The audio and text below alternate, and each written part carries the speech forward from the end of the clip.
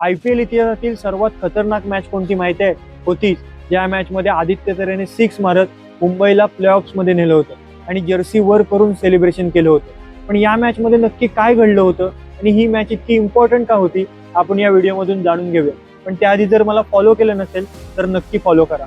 तर 2014च्या IPL मध्ये मुंबई इंडियन्सला सातत्याने हार मिळत होती। मुंबईला पहिल्या 4 सामन्यांमध्ये लागोपाठ हार मिळाली, त्यामुळे मुंबईचं प्लेऑफचं गणित थोडंसं कठीण झालं होतं। मुंबईला प्लेऑफ्स मध्ये पोहोचण्यासाठी राजस्थान रॉयल्स विरुद्धचा सामना मोठ्या फरकाने जिंकायचा होता। पण राजस्थान रॉयल्सने प्रथम फलंदाजी करताना 189 धावा धावफलकावर लावल्या, ज्यामध्ये 19 वर्षीय संजू सॅमसनने 74 धावांची खेळी केली तर करुण नायरने अर्धशतक झळकावलं। मुंबईला प्लेऑफ्स मध्ये पोहोचण्यासाठी 190 धावांचा टप्पा 14.3 ओव्हरमध्ये गाठायचा होता आणि मुंबईने त्या दिशेने पावले देखील उचलायला सुरुवात केली। मुंबईकडून वन डाऊन साठी आलेल्या कोरे अँडरसनने फटकेबाजी करायला सुरुवात केली, पण दुसऱ्या बाजूने मात्र मुंबईच्या विकेट जात होत्या।